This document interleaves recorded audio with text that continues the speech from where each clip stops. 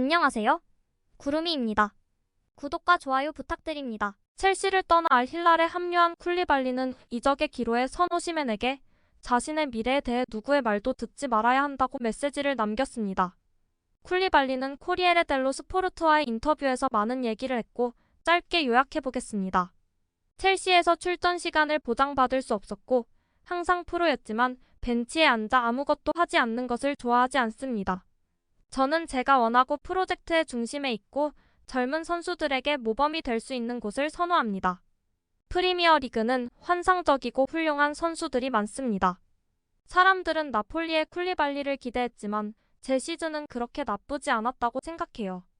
시간이 필요했고 감독과 구단의 선택으로 인해 1년 동안 제가 원하는 것을 증명할 수 없었습니다. 제 한계와 가족, 아이들에 대해 배운 것에 만족합니다. 쿨리발리는 알힐랄과 계약했지만 현재 여름 휴가를 위해 나폴리로 돌아왔습니다. 스쿠데토 우승이 정말 기쁩니다.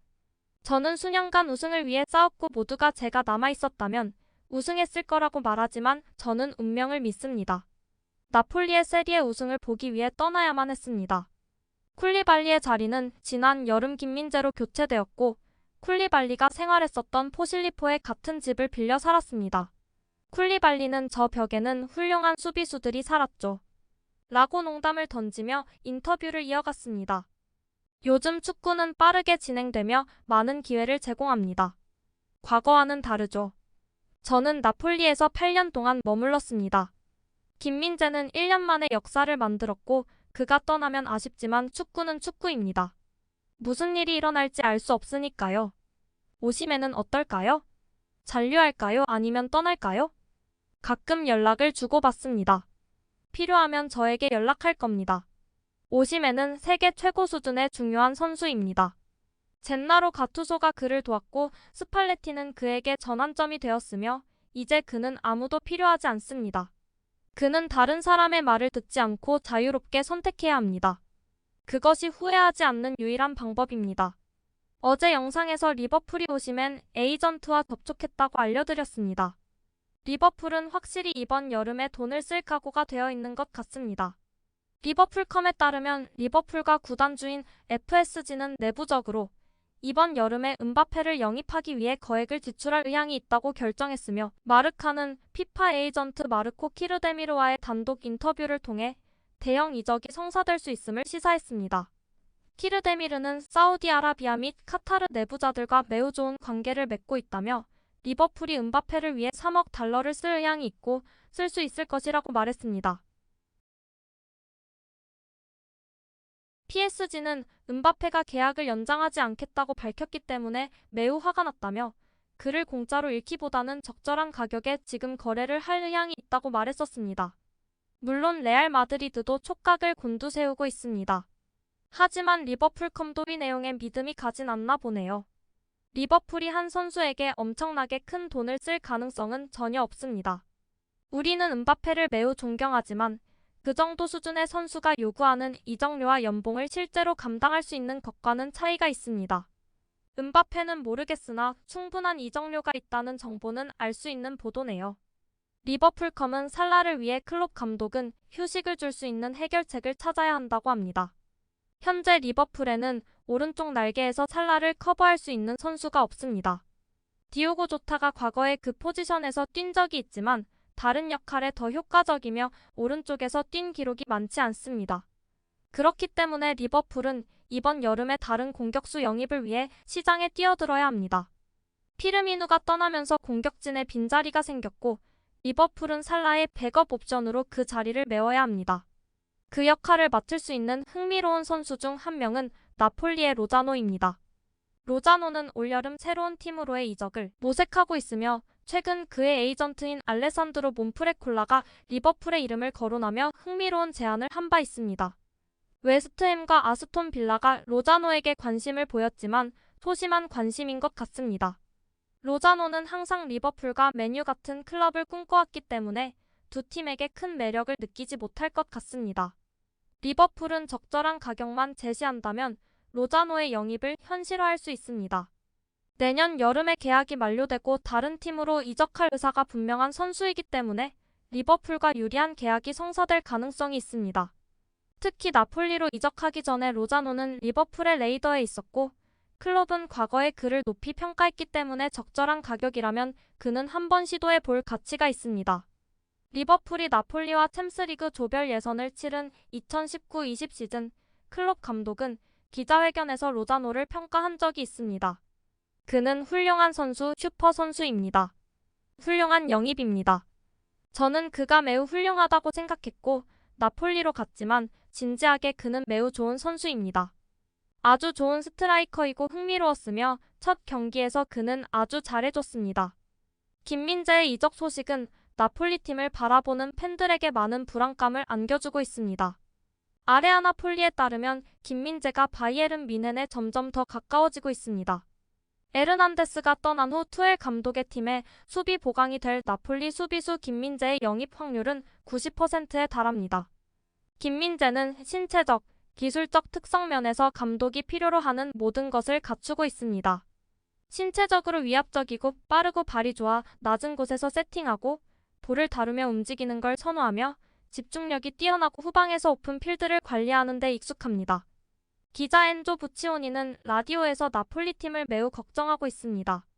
스쿠데토 우승 이후 나폴리가 배가 부른 건 아닌지 궁금합니다. 나폴리는 특별한 팀이지만 무언가가 무너지고 있습니다. 스팔레티와 김민재라는 톱니바퀴를 제거했다고 생각하면 메커니즘이 여전히 작동합니까? 솔직히 모르겠습니다. 기자 엔조 부치오니는 스팔레티 감독에 관한 책도 쓰고 있다고 하네요. 스포티 이탈리아의 기자인 졸란다 드리엔조 역시 나폴리를 걱정하네요. 세리에 최고의 수비수인 김민재를 어떻게 지난 시즌과 같은 도박으로 대체할 수 있을까요? 김민재를 대체할 수는 없습니다. 김민재와 오시멘은 팀의 균형을 바꾸는 선수입니다. 지난 여름에는 기술 외에도 운도 많이 따랐습니다. 이적 시장에서 개성은 돈으로 살 수 없지만 한국인은 개성을 많이 가져왔습니다. 오늘날 오스티가드와 같은 선수는 약간의 시험을 받았지만 더 많은 연속성을 통해 자신감과 준비성을 얻을 수 있다고 생각합니다. 나폴리에 많은 이름이 언급되고 있지만 감독의 운영에 따라 발전을 기다려야 할 것입니다. 맨유가 7월 초 여름 이적 시장 타깃인 김민재 영입에 나설 것이라고 딘 존스 기자가 기브엠 스포츠를 통해 밝혔습니다. 데일리메일의 보도에 따르면 맨유는 이번 여름 해리 맥과이어를 포함해 최대 13명의 선수와 결별할 의향이 있고 매각은 꾸준히 이루어지고 있습니다. 김민재는 유럽 전역에 관심을 받고 있지만 존스는 맨유가 메이슨 마운트의 지속적인 영입 작업과 함께 김민재의 영입을 강력하게 추진할 것으로 예상하고 있습니다. 에릭 텐 하그 감독은 새 시즌을 앞두고 팀을 개선할 수 있는 잠재적인 방법을 모색하고 있습니다.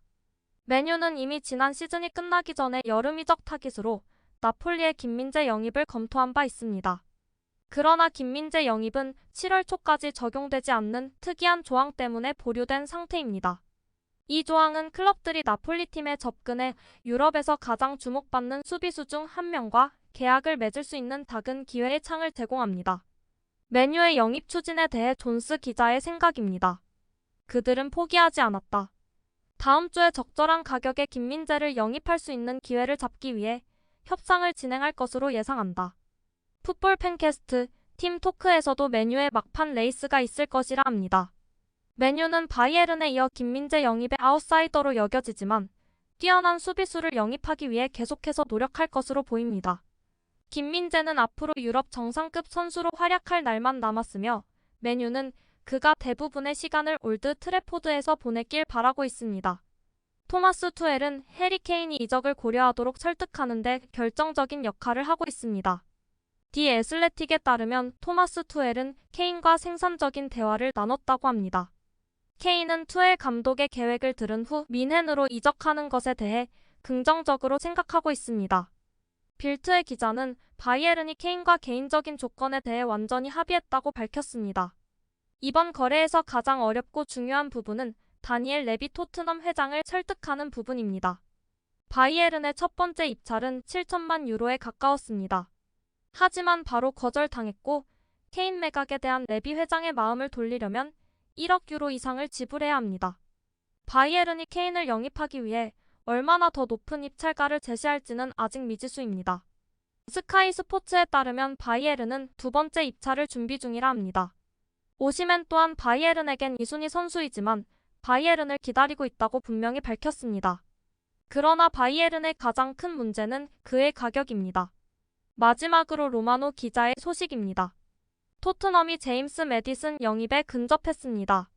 4천만 파운드에 대한 구두 합의가 이루어졌고 발표를 앞두고 있습니다. 세부적인 사항은 남았지만 개인 조건은 100% 동의했습니다. 메디컬 일정이 곧 잡힐 예정입니다. 구독과 좋아요는 제작하는 데 큰 힘이 됩니다. 감사합니다. 다음에 또 보아요.